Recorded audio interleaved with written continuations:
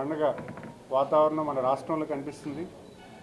గత 5 సంవత్సరాలుగా చాలా పేమెంట్స్ పెండింగ్ ఉన్నాయి.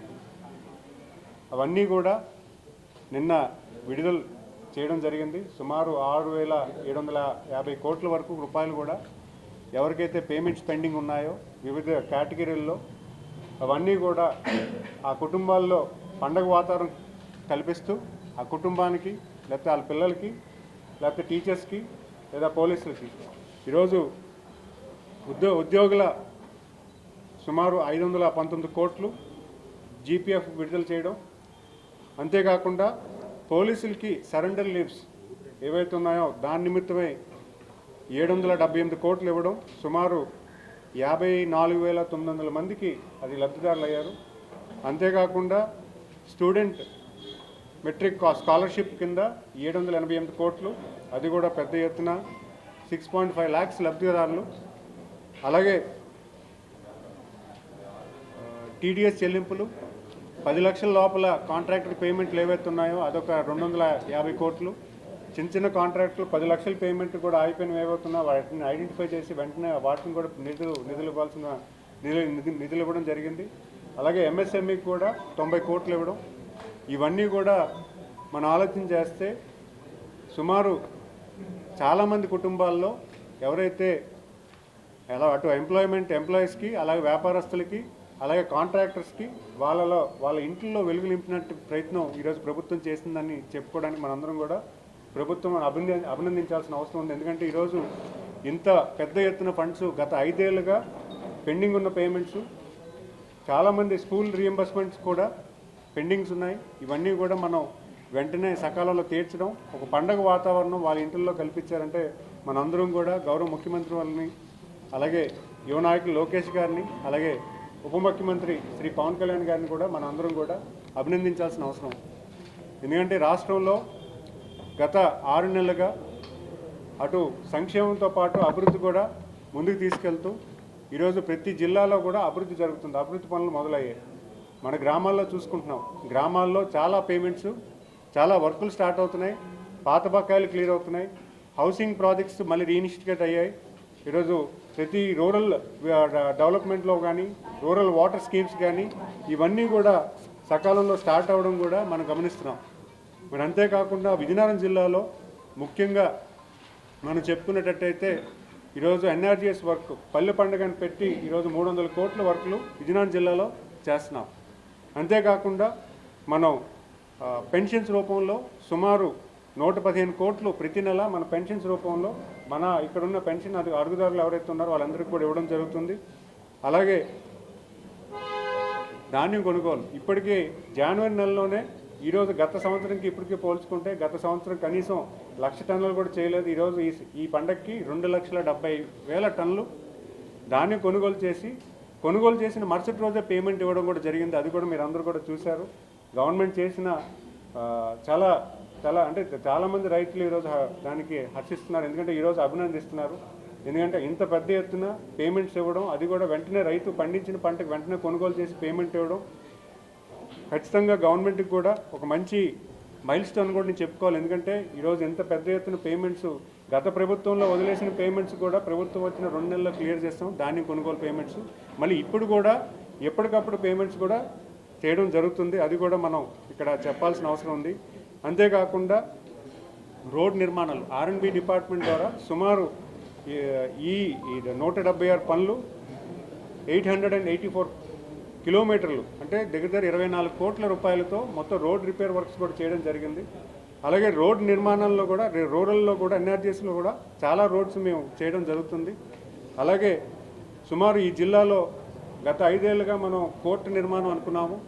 కోర్టుకి ఇప్పటి వరకు కూడా వాళ్ళు ఫండ్స్ పునాది వేశారు, కానీ కోర్టు నిర్మాణానికి ఫండ్స్ తేలేకపోయారు. ఈరోజు 100 కోట్లు ఫండ్స్ తేవడం, కోర్టు పనులు కూడా స్టార్ట్ అయ్యాయి.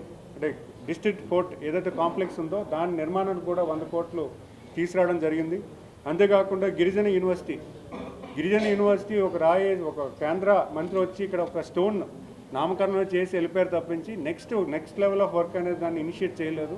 అది కూడా ఈ ప్రభుత్వం చాలా ప్రెస్టీజియస్ తీసుకొని ఇక్కడే ట్రైబల్ యూనివర్సిటీకి అయితే ఏదైతే గత ప్రభుత్వంలో ఎక్వైర్ చేశారో అక్కడే దాన్ని మళ్ళీ రీకాన్సన్ట్రేట్ చేసి దాన్ని ఇనిషియేట్ చేసి వర్క్ కూడా మొదలుపెట్టడం జరిగింది. అంతేకాకుండా ఈరోజు భోగాపురం గత తెలుగుదేశం ప్రభుత్వంలో దాన్ని పూర్తి స్థాయిలో ఎక్సైజ్ చేశాము, ల్యాండ్ సమీకరణలు చేశాము. ఇప్పుడు డెవలప్మెంట్ వర్క్ ప్రోగ్రెస్ కూడా ఒక టార్గెట్ ప్రతి నెల కూడా ఎంత పర్సెంటేజ్ ఆఫ్ వర్క్ అవుతుంది, ఎంత స్పీడ్గా అవుతుంది అని కూడా వెరిఫై చేసుకుని ఇప్పటికి 58% ఆఫ్ ది ఎయిర్పోర్ట్ వర్క్ కూడా అయ్యింది. సో ఇవన్నీ కూడా మేము ఎందుకు చెప్పుకున్నాం అంటే గత 7 నెలల పరిపాలనలో ఈ రాష్ట్ర ప్రభుత్వం ఏం చేసింది, ఈ జిల్లాకి ఎంతవరకు ఈ ప్రభుత్వం అభివృద్ధి పనుల్లో కానీ సంక్షేమంలో కానీ ఎంతవరకు చేసిందని చెప్పుకోవాల్సిన అవసరం ఉంది. ఎందుకంటే ఈరోజు పండుగలో ప్రతి ఒక్కరూ కూడా ఒక సంతోషం వ్యక్తం చేస్తున్నారు. నిన్న ఇచ్చిన పేమెంట్సే కాదు, రాష్ట్రానికి ఒక మంచి రోజు వచ్చింది, మనం మంచి ప్రభుత్వాన్ని తీసుకొచ్చాం.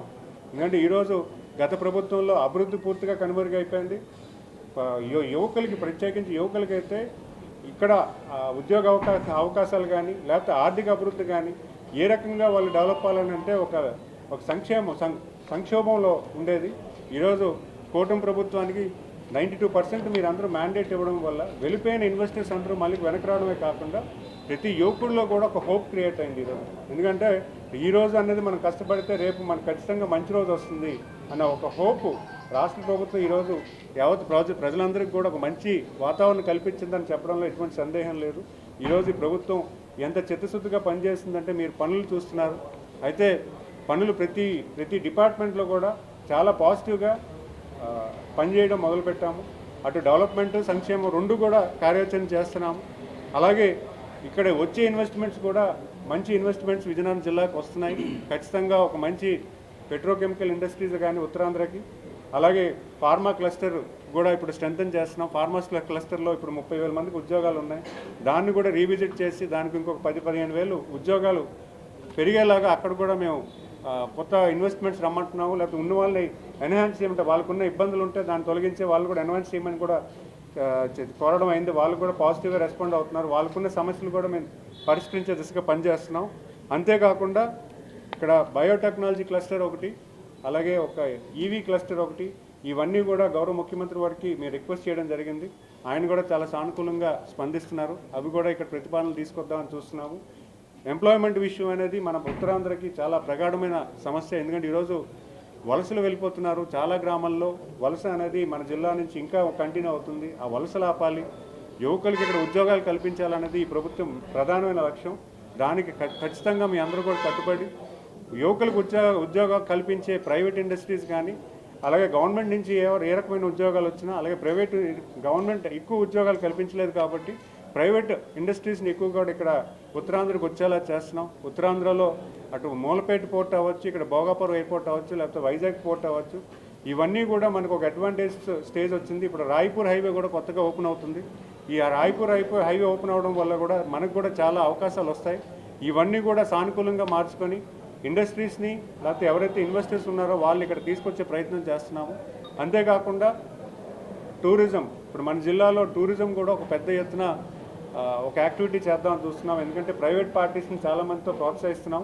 ఎందుకంటే గవర్నమెంట్ కెనాట్ అలోన్ టూరిజంలో మేము చేయడానికి చాలా కష్టమైన పని. ప్రైవేట్ పార్టీస్ని కూడా చాలా వరకు టూరిజంలో పీపీపీ మోడల్లో ఎక్కువగా రన్ చేయడానికి రీసెంట్గా తాటిపూర్లో మనం బోట్ షికార్ అనేది మనం ప్లాన్ చేశాము. అది కూడా చాలామంది అభినందిస్తున్నారు. అదేవిధంగా టూరిజం ప్రాజెక్ట్స్ కూడా పెద్ద ఎత్తున ఈ జిల్లాకు వచ్చేలాగా మేము పనిచేస్తున్నాము. అలాగే చాలా విషయాల్లో ఈ ప్రభుత్వం కట్టుబడి అన్ని రకాలుగా ప్రజల పట్ల, విజయనగరం జిల్లా వాసుల పట్ల ఒక మంచి వాతావరణం తీసుకెళ్తూ విజయనగరం అభివృద్ధి పట్ల కూడా ఒక పెద్ద ఆలోచన చేస్తూ ఈరోజు ప్రభుత్వం ముందుకు వెళ్తుంది. సో ఖచ్చితంగా మనందరికీ కూడా మంచి రోజులు వస్తాయి. అందరూ కూడా పండగ వాతావరణం బాగా కుటుంబ సభ్యులతో బాగా కలిసికట్టుగా ఎంజాయ్ చేయాలని కోరుకుంటున్నాను. అందరికీ కూడా ముఖ్యంగా పత్రికా మిత్రులందరికీ కూడా పేరున ఈ పండగ వాతావరణం మీ ఇంట్లో కూడా కలగాలి. మీరందరూ కూడా ఆ పండుగని బాగా చేసుకోవాలని